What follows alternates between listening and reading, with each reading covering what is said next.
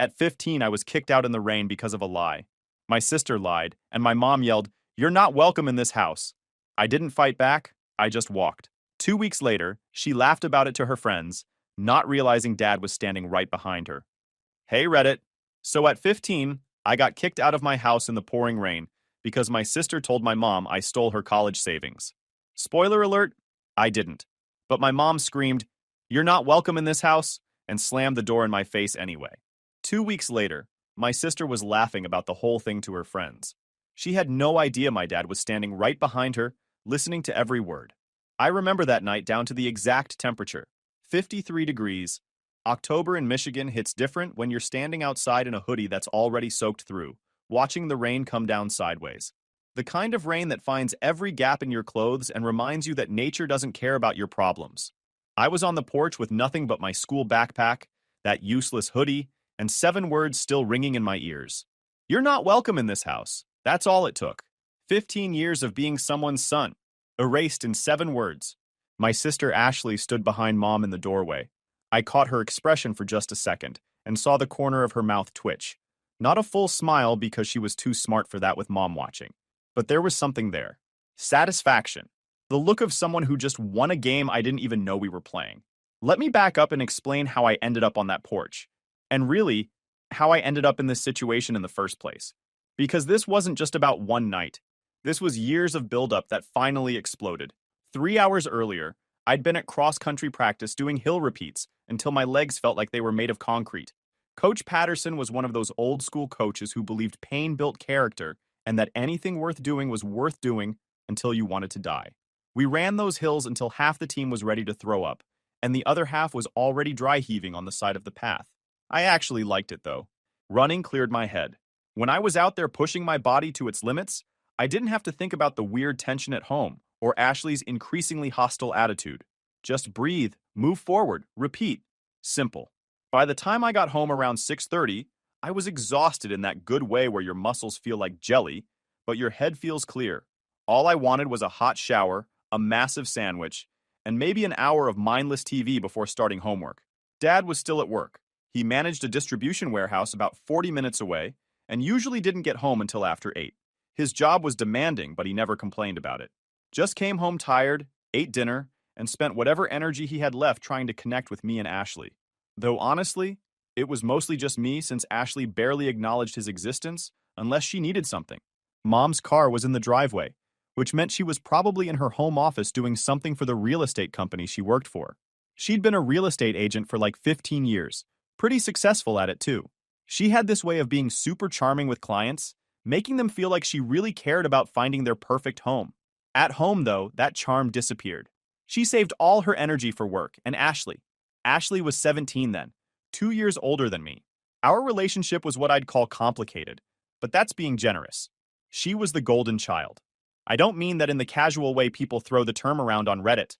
I mean everything she did got praised and cataloged and broadcast to relatives like breaking news. Every grade, every achievement, every time she managed to show up somewhere on time, it was a family celebration worthy of documentation and social media posts. I remember when Ashley made honor roll freshman year with a 3.2 GPA. Mom threw her an actual party, invited aunts and uncles, made a 3-layer cake, bought balloons that said success on them. When I made honor roll that same semester with a 3.8, Mom gave me a high five and said, "That's great, honey," without looking up from her phone. Or the time Ashley got accepted into the school play as a background dancer. Mom went to every single performance, took approximately 4,000 photos, and made a Facebook album called My Star Shines Bright. When I qualified for the regional cross-country championships the same month, Mom said she'd try to make it but had a work thing. She didn't make it. The patterns were everywhere once you started noticing them.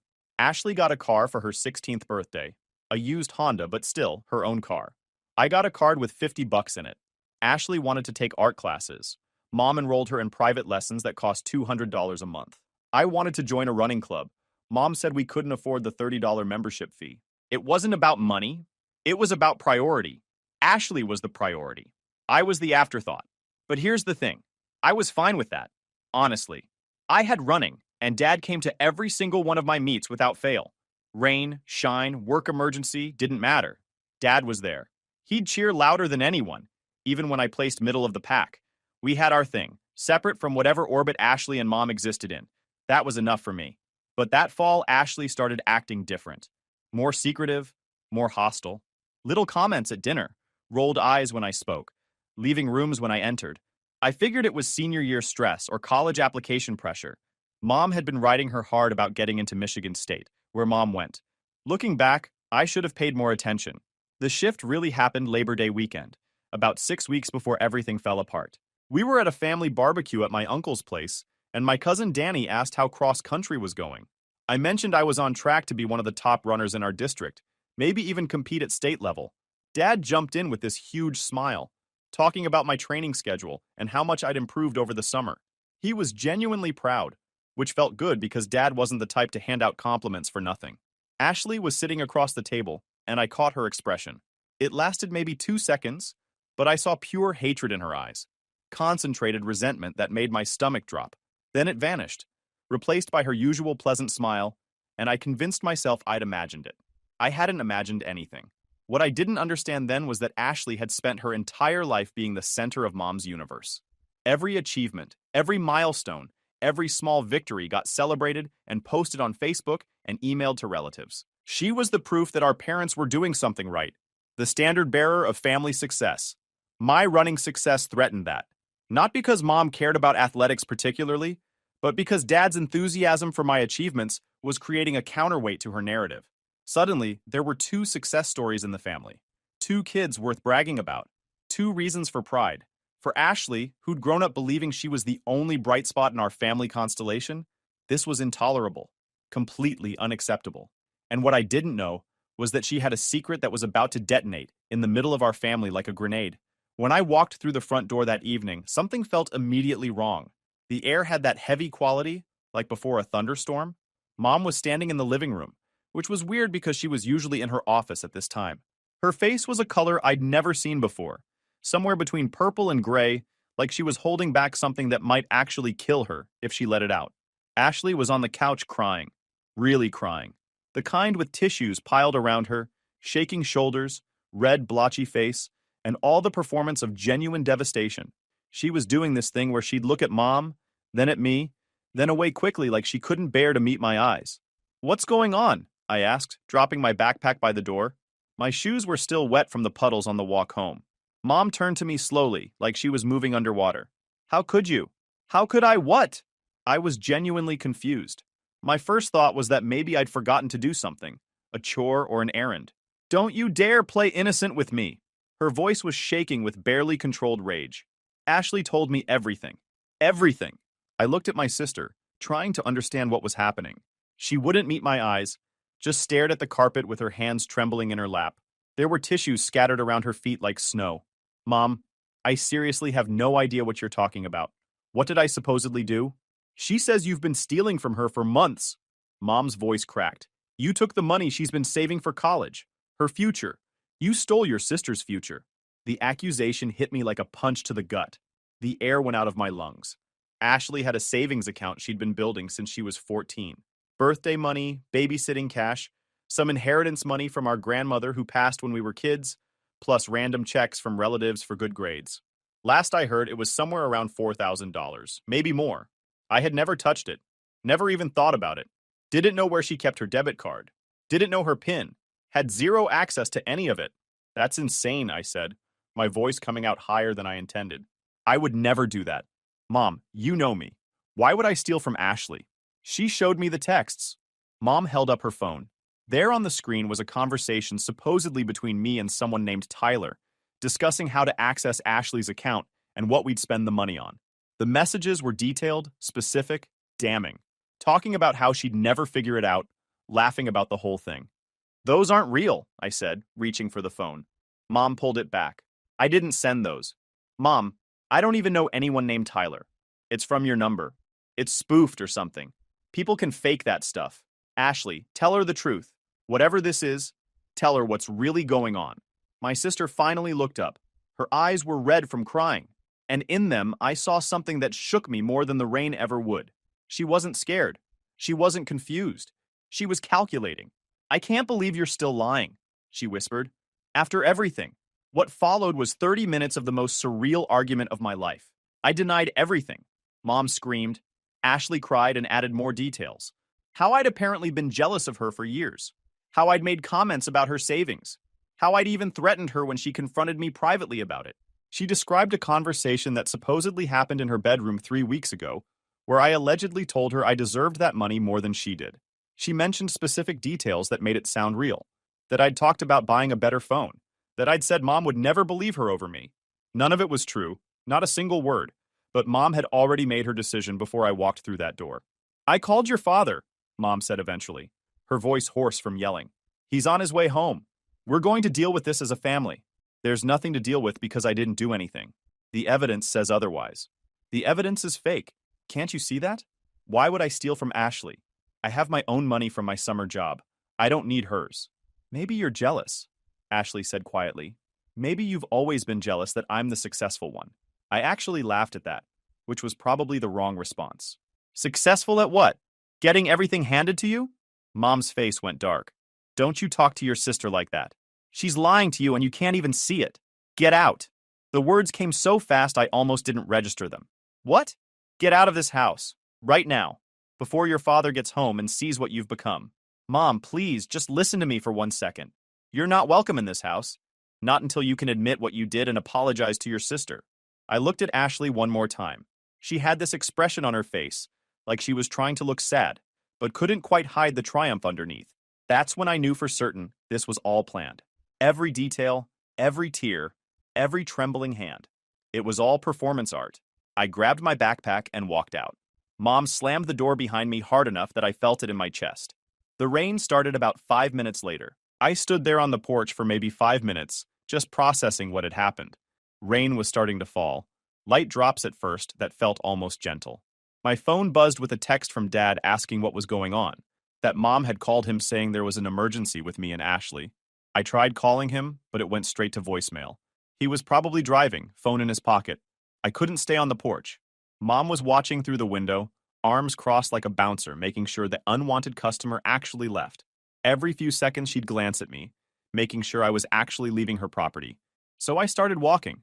No destination in mind, no plan, just moving because standing still felt like giving up or admitting defeat. The rain came down harder with each passing minute. My hoodie was useless within 5 minutes. The fabric just absorbed water like a sponge, getting heavier and colder until it felt like wearing a wet blanket. Water ran down my back, soaked through my jeans making them stick to my legs, filled my running shoes that squelched with every step. Under different circumstances, that squelching sound would have been funny. Right then, it was just another reminder of how thoroughly everything had fallen apart. I walked past the Johnson's house where I used to help Mrs. Johnson with her garden when I was younger. Past the Martinez place where their dog Bruno always barked at everyone. Past the elementary school where Ashley and I used to play on the swings when we were kids, back when we actually got along and she didn't see me as competition.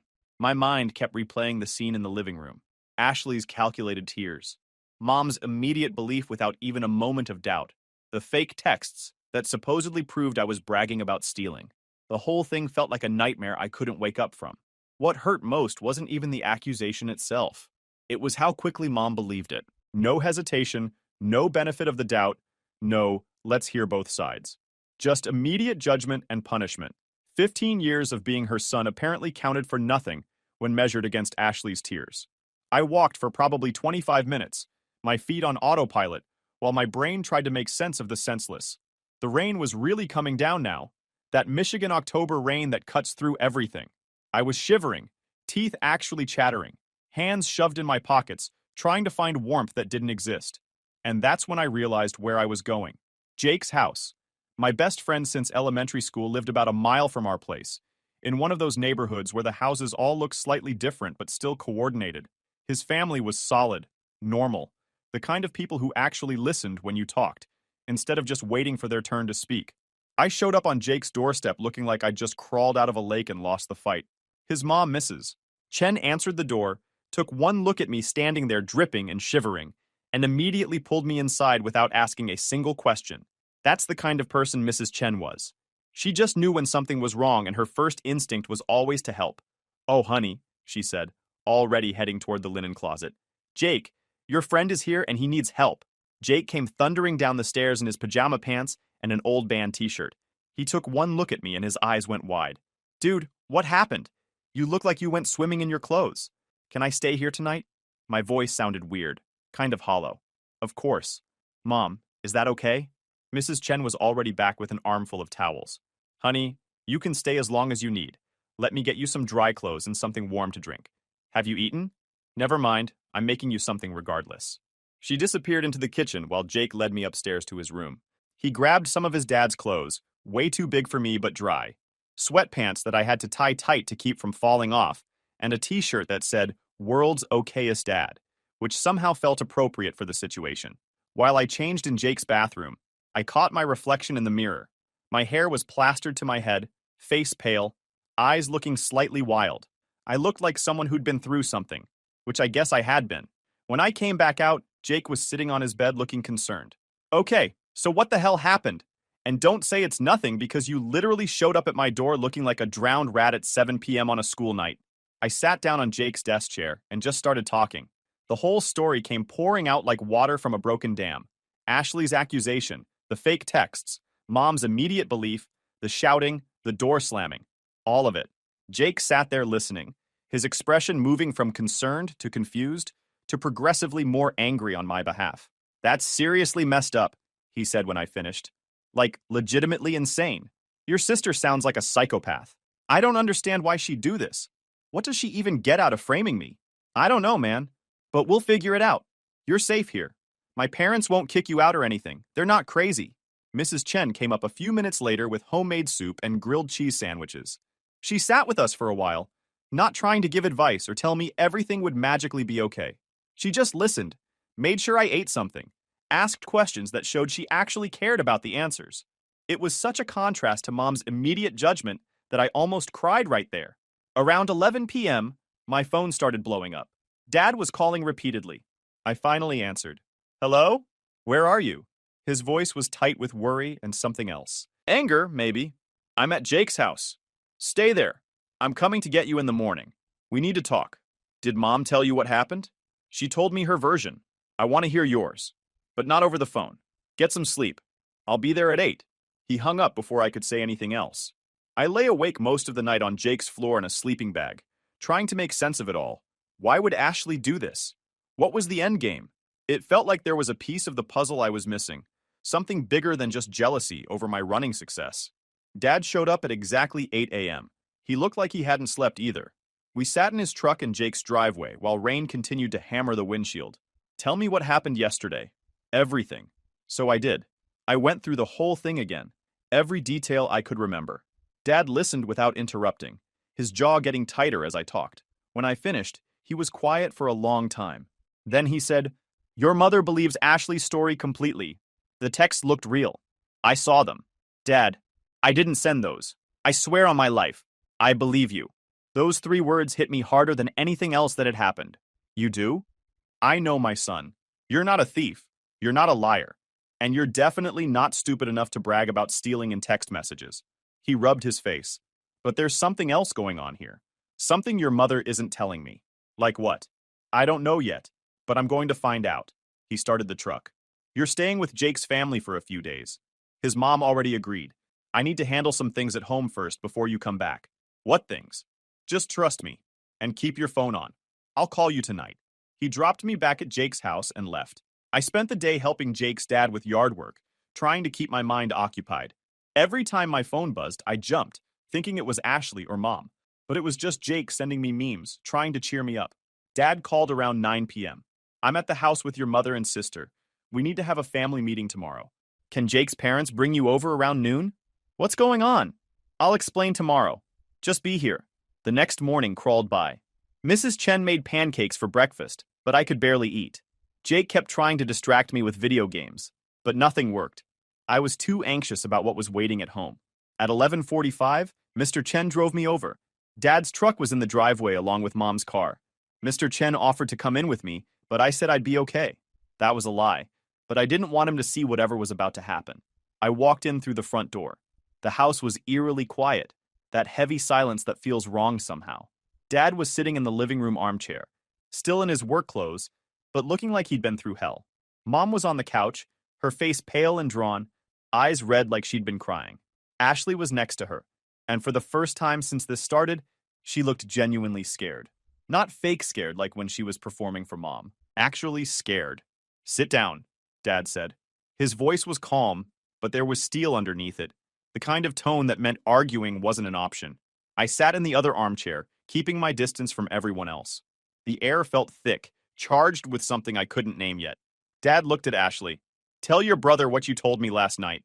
Ashley's hands started shaking. She opened her mouth, but nothing came out. She looked at Mom like she was hoping for backup, but Mom just stared at her hands. Tell him, Dad repeated, his voice getting colder. Or I will. And trust me, you want to be the one to say it. I'm pregnant, Ashley whispered. The words hung in the air like smoke. I just stared at her, my brain trying to catch up with what I'd just heard. Pregnant. Ashley was pregnant. Say it again, I said. Louder. I'm pregnant. Her voice cracked. I found out 6 weeks ago. Right before Labor Day. 6 weeks ago. Right when she'd started acting weird. When I'd caught that look of pure hatred at the family barbecue. Suddenly, everything clicked into place in the worst possible way. And you decided to deal with that by framing me for theft? My voice sounded strange, too calm. That was your plan? Ashley started crying. Real tears this time. I didn't know what to do. Mom would kill me. My college plans would be ruined. Everything I'd worked for would be gone. I panicked. So you threw your brother under the bus, Dad said flatly. Made up an elaborate lie, faked text messages, got him kicked out of his own house in the rain, all to cover up your own mess. I needed money, Ashley said through the tears. The baby's father, he's not around anymore. I needed to pay for things, and I thought if I took my own money but made it look like someone stole it, maybe I could access it without Mom asking questions about what I needed it for. I actually laughed at that. That makes zero sense. You were going to report your own money stolen? I thought I could use an insurance claim or something. I don't know. I wasn't thinking straight. Everything was falling apart and I thought if I got rid of the competition for Mom's attention, maybe things would be easier. Competition, I repeated. The word tasted bitter. You saw me as competition. You were getting all of Dad's attention with your running. Mom was starting to notice you. For the first time in my life, I wasn't the only one who mattered and I couldn't handle it. She was sobbing now, makeup running down her face. So when the pregnancy happened and I needed a distraction, needed money, needed Mom focused on something else, you were just there. Dad leaned forward. It was more than stupid, Ashley. It was cruel. Evil even. You were willing to destroy your brother's life, his relationship with his mother, his entire place in this family, all to cover up your own choices. Mom finally spoke, her voice barely above a whisper. I should have questioned it. The texts, the timing, all of it. But Ashley is my daughter and I just believed her. I'm your son, I said, looking right at her. That didn't count for anything? She didn't have an answer for that. How did you find out? I asked Dad, needing to understand how this all came crashing down. Dad's jaw tightened. I came home early yesterday. Told work I had a family emergency, which was true. You were already at Jake's.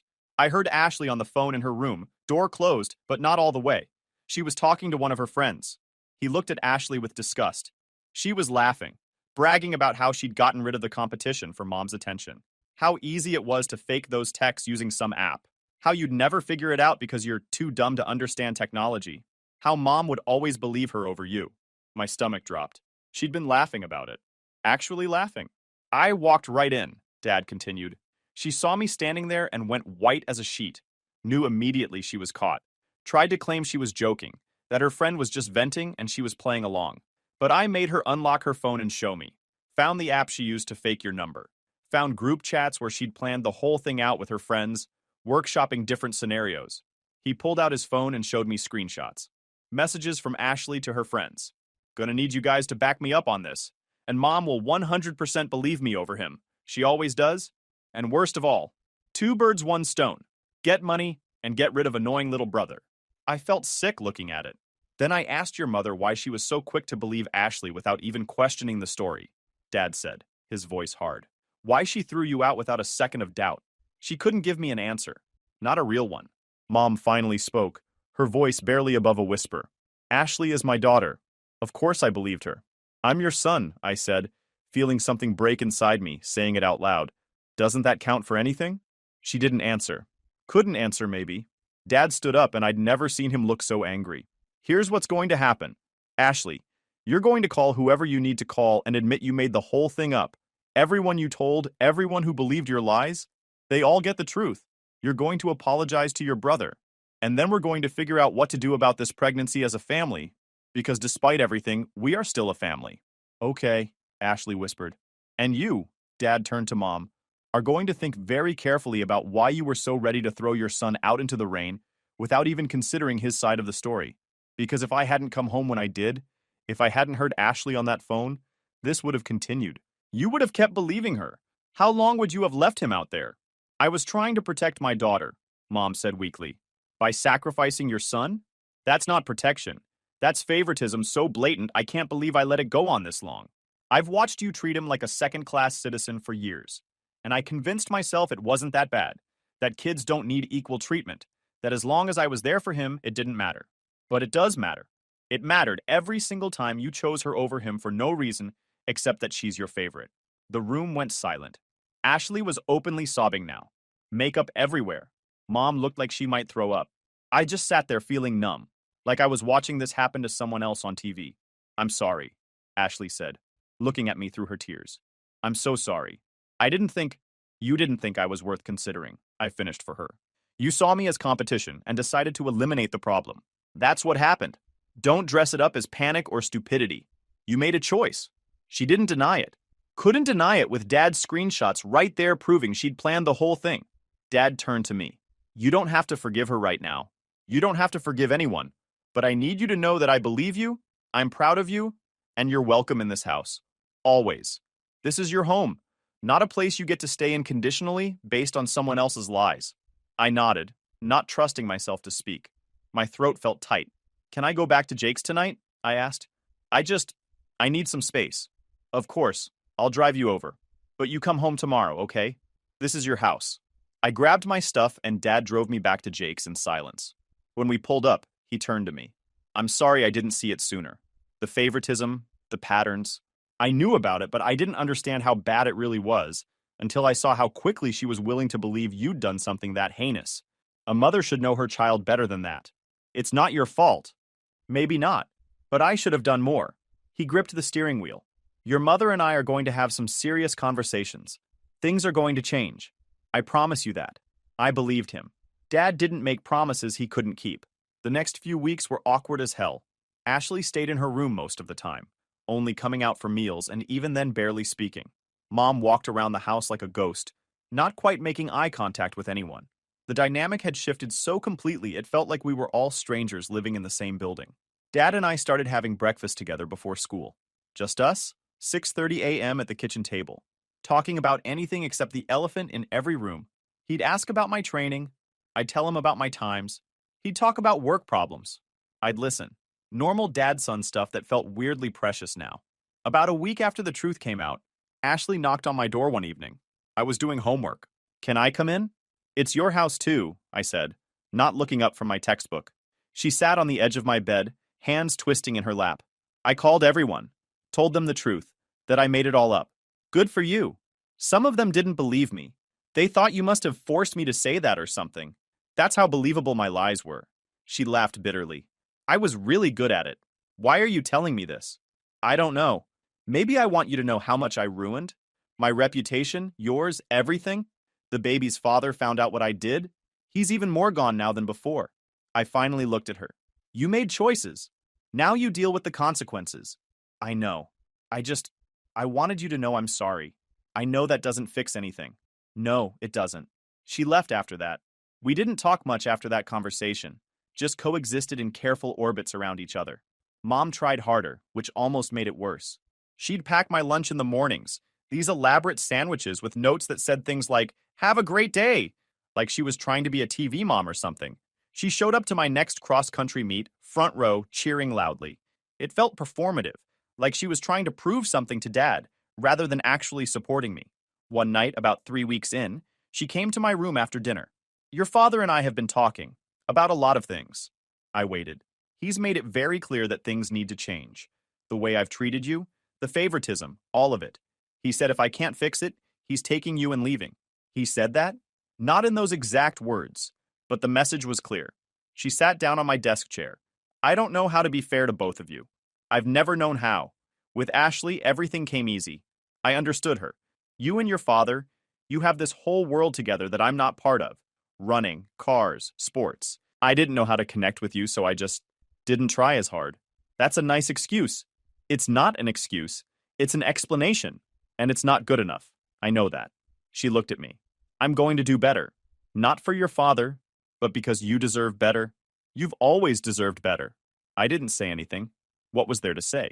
Ashley's pregnancy progressed. She decided to keep the baby, which meant community college instead of Michigan State.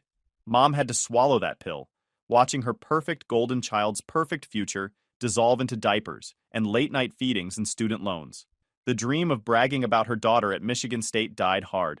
The whole pregnancy thing was weird to live through. Doctor appointments, baby shopping, setting up a nursery in what used to be our home office. Ashley getting bigger, more tired, more scared. The baby's father never came around. Apparently, he'd been some guy at a party.